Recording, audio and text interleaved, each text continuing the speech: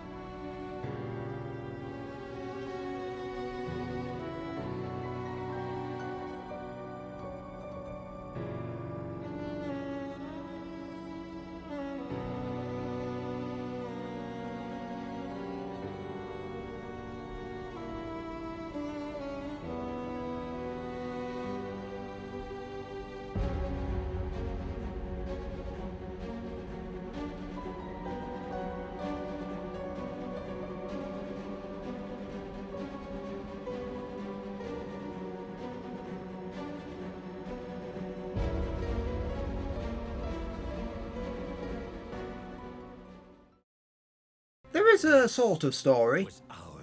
Sort of. Basically, vampires got their asses handed to them a long time ago, now you're back. That's it. It's not the kind of game where you really need anything else. To conquer the land, you'll build your very own castle, amass a collection of weapons, armour and spells, and obliterate all who stand in your way. But first, the character creator. It's not the most extensive you've ever seen, but it's enough to make them your own. There are some pretty cool faces in this, actually. Then you'll have to navigate past the HUD. Holy shit, what is all this?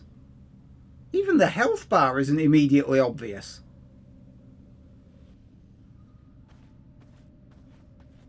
Wow. The character is way slower than I was expecting. Jesus, they're being overtaken by snails. Vampire snails, naturally.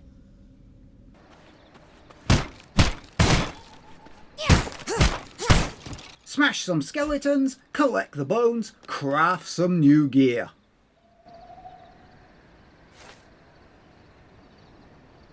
And for quite a while, this game will guide your every single action, and you would do well to pay attention to it when it asks you to do something, since vital things unlock every time you complete one of those quests. Then you do what every crafting survival game in the entire universe has you doing: punching trees, and rocks, and bad guys. Then it's time to build a castle. Well, I say castle, it's more like a sort of a fancy campsite. You'll need to find a build site first. It's not immediately apparent where these sites are, but they are everywhere. You're spoilt for choice. Once you've found one, fuck!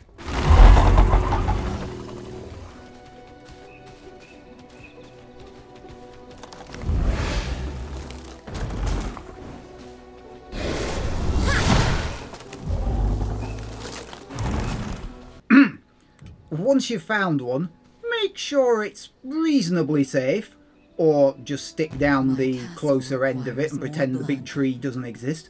Then place the castle heart to claim the territory as your own.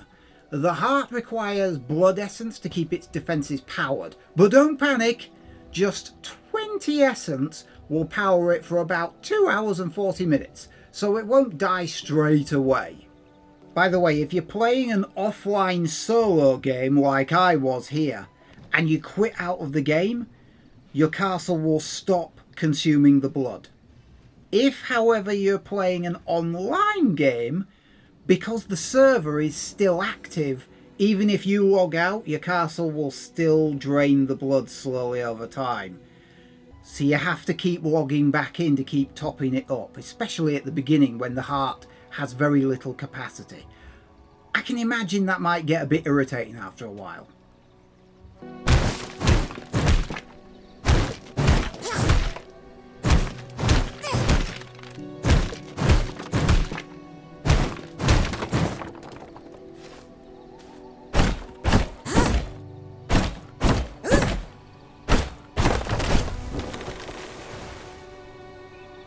From there, place some rudimentary defences. Foundations, or floors, as most people would call them, are necessary to place walls.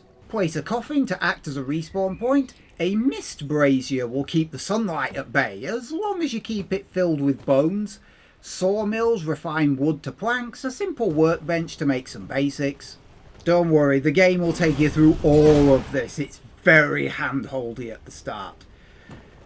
One thing to note is that you don't actually have to place your defences on foundations. They're only necessary really for the walls. But the foundations do block resources from growing back.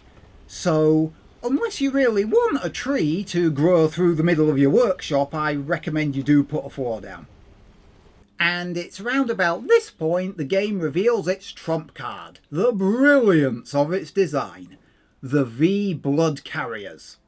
V Blood Carriers are powerful opponents, scattered throughout the world, usually patrolling either an area or certain parts. V Blood Carriers act as the gatekeepers of your progress. Can I just call them bosses? I'm going to call them bosses. Normally what happens in an RPG is you kill enemies, earn XP and level up. That makes you more powerful, lets you equip better gear, which in turn lets you fight more powerful enemies for even greater rewards. V Rising does not do this. Instead, you defeat the bosses to learn how to make workstations and equipment. Crafting and equipping that equipment raises your gear level, which allows you to take on the more powerful enemies. You do not earn XP. Your progress is controlled purely by your ability to defeat those bosses. See, in most games you raise your level to equip better stuff, but here you equip better stuff to raise your gear level. It's arse about face, it's the wrong way around. It's superbly done.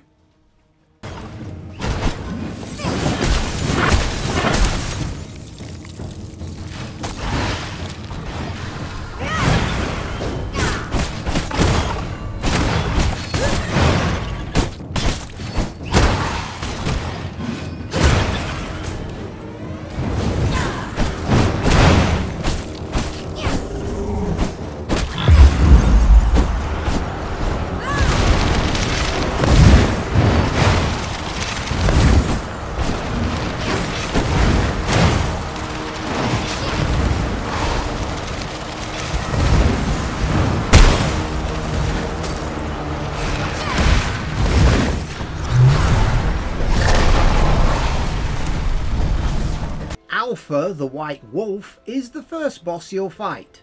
Once defeated, Alpha will grant you the ability to shapeshift into a wolf.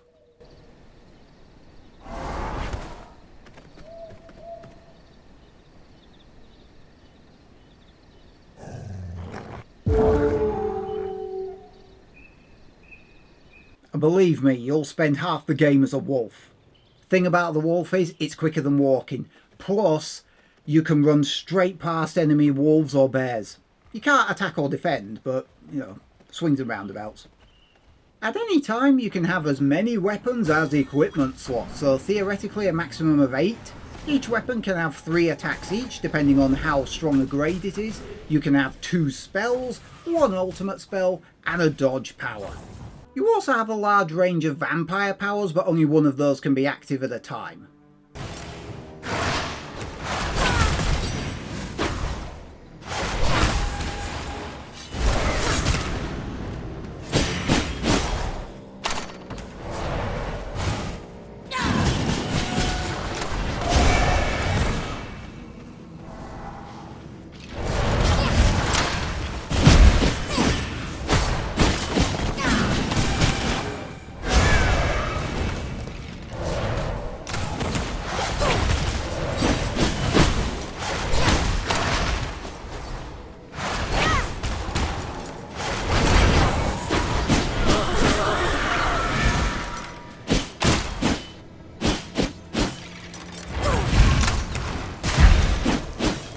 Enemies have a blood type. Drinking their blood allows you to assume that blood type, and with it, a set of bonuses. And those bonuses are stronger with stronger blood quality.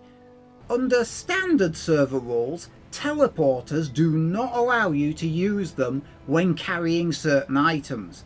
It's a bit of a pain, but it does force you to safely carry high value items back to the castle.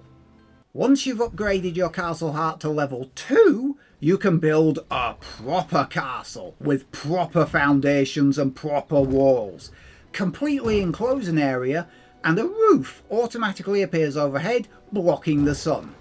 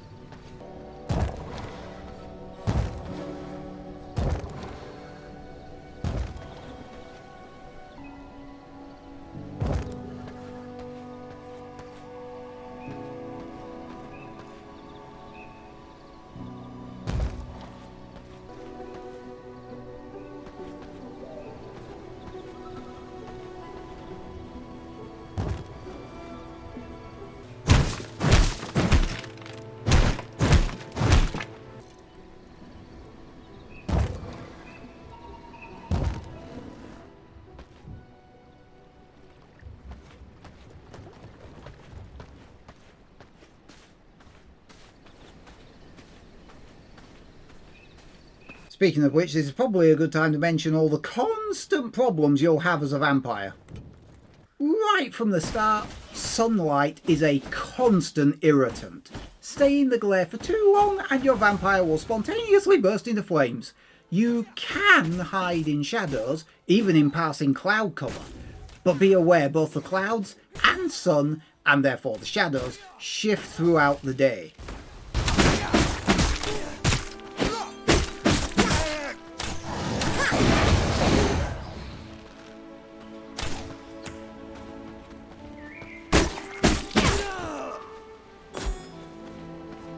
Enemies can attack with fire, burns as surely as the sun, obviously.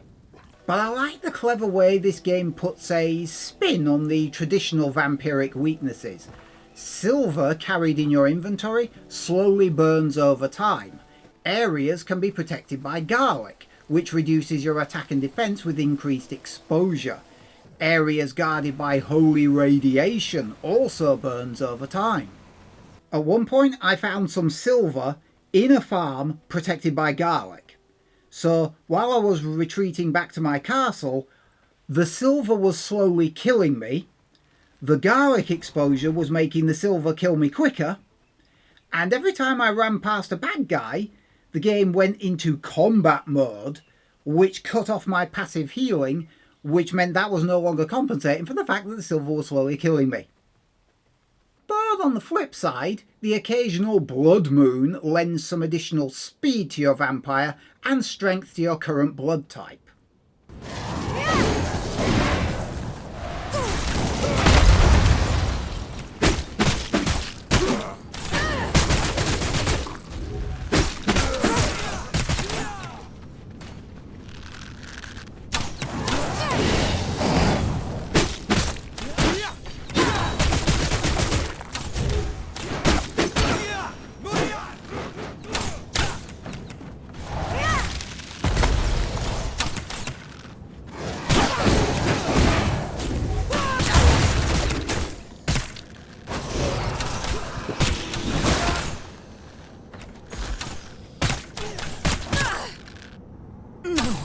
This cannot be the end.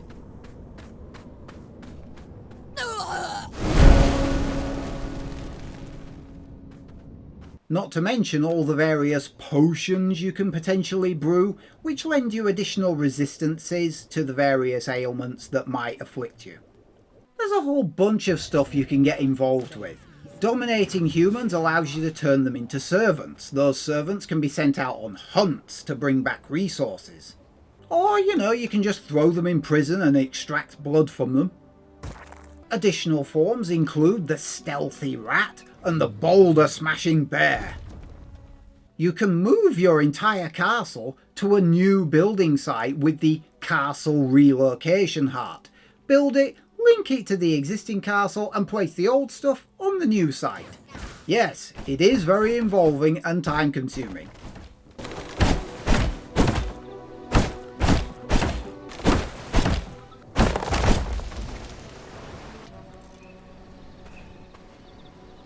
I must gather blood to feed my castle heart. I cannot build here.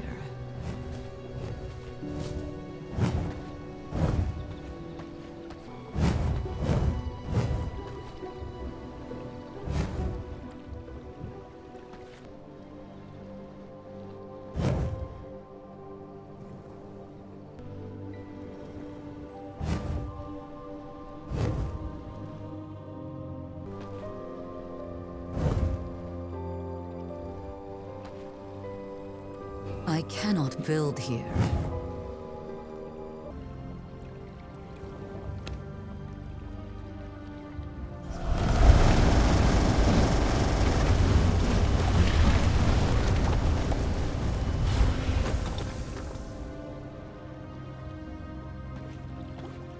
Do a spot of gardening. It'll mean you don't have to forage quite as much for important plants all the time.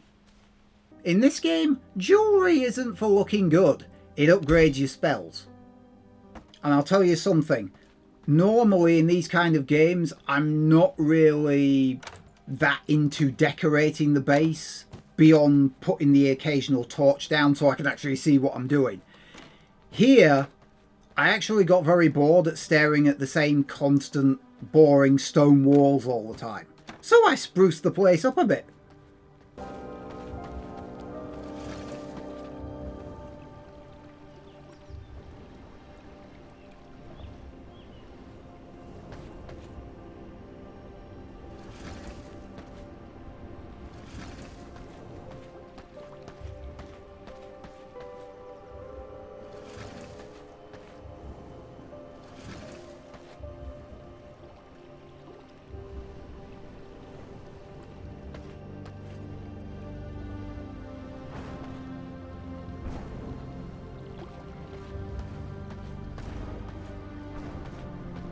Considering that bosses use a fairly similar range of melee, projectiles, summons and AoE blasts, there's a ridiculous amount of variety on display here. You'd be hard pressed to find two bosses that are actually the same. Some bosses are best dealt with up close and personal, some are best dealt with from a distance, some are best slowed down with frost magic, others can be tied up with unholy summons, some are best blasted with damaging chaos magic. Fun fact, I relocated my castle twice! Once to the centre of the forest, and the second time to the centre of the map. I don't recommend you do it too often though. The rearranging everything, it'll drive you bonkers having to reposition everything every time.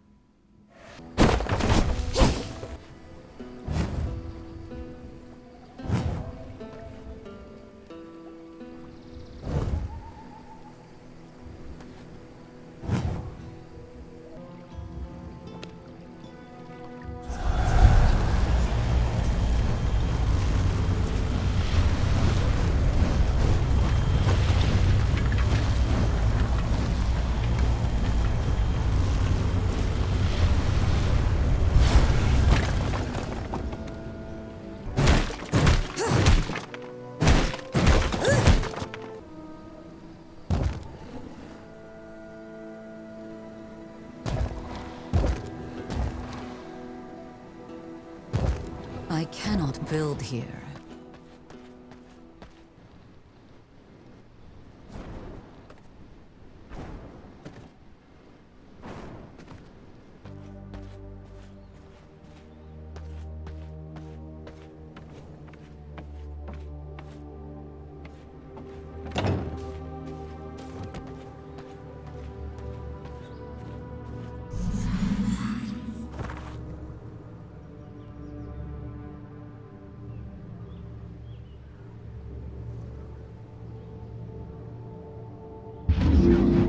There are some minor issues here and there, at least ones that I had. It is rarely possible, but possible, for two bosses to appear in the same place at the same time. Jade the Vampire Hunter is on a very long patrol route and can potentially cross paths with both Beatrice the Tailor and Christina the Sun Priestess. And Jade is level 57, I wouldn't recommend running into her too early. Krieg the Undead General can meet up with Meredith the Bright Archer in the Iron Mines. The upside is they hate each other and try to kill one another on sight. The downside? Whenever I try to kill one of them, the other shows up and usually kills me. Fuck! Progress is surprisingly slow in this game, and I feel that way because there are certain things that other games unlock for you fairly quickly early on that this game takes ages to make available to you. Remember that everything is locked behind the boss encounters. Your first T2 Unholy spell, for example, that lets you summon a more powerful unit. That's only available at level 47. Your very first Storm Magic spell can be bought no earlier than level 50. Blood Magic takes until level 57 to earn a T2 point that allows you to equip a more effective projectile attack. And the Vampire Horse, which is incidentally the only horse type that can be summoned to your location and jump over fences, I swear I'm not making this shit up. That unlocks when the castle reaches level 4, which requires Radium, which can only be found in a level 60 region. In normal games, getting a summonable horse usually happens in the first hour or two. Think something like Red Dead Redemption. You get the horse pretty quickly, don't you? And as a matter of course, they can jump over fences. Here, it took me about 40 hours to get that. So yeah, it feels slow at times. You can play online or off, PvP or PvE. Plus there's a whole bunch of settings you can tweak. Maximum clan size, which is 20 by the way, so the game supports at least that many people on the same server. Whether items are bloodbound, meaning you keep them when you die. Whether items are teleport bound. Day and night lengths, loot multipliers, PvP controls, number of castle hearts per player. Standard game rules gives you 2 castle hearts, meaning you can build 2 separate castles at once. The maximum, according to the server settings, is 5. And potentially 20 players with 5 castles? Can you imagine? Territory limits, servant limits, castle height limit, crafting costs and speed, servant conversion rate, starting gear, starting level. We're talking Conan Exile's level of cheating here. You can make this game as piss easy or as rock solid as you like.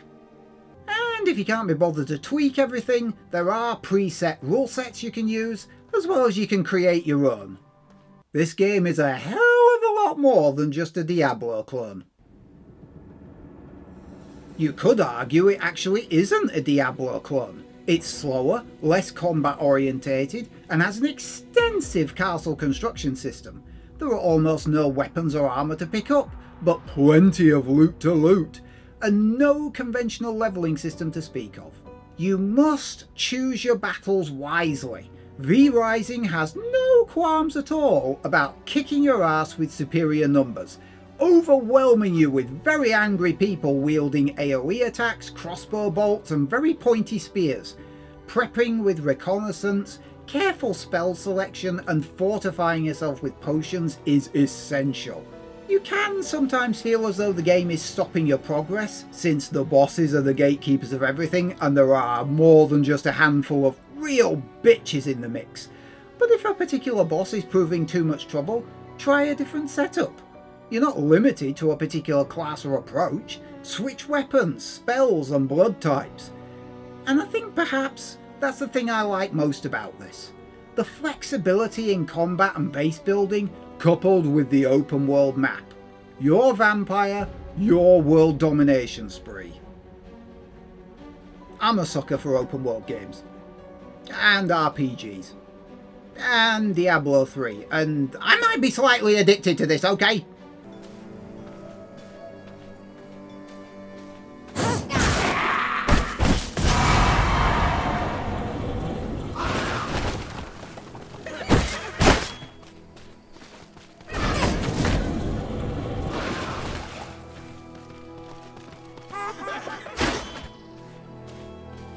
So, that'll do for this video, I think. What did you think of it? Leave a like or dislike down below. What did you think of V Rising? Are you as addicted to it as I am right now? Leave a comment down below. That's what the comment section is for. For those of you who can't get enough of my dulcet tones, you can always subscribe, ring the bell for notification. That's a separate thing. Or if you want to inflict my irritating persona on someone else, you can always share instead. See you next time.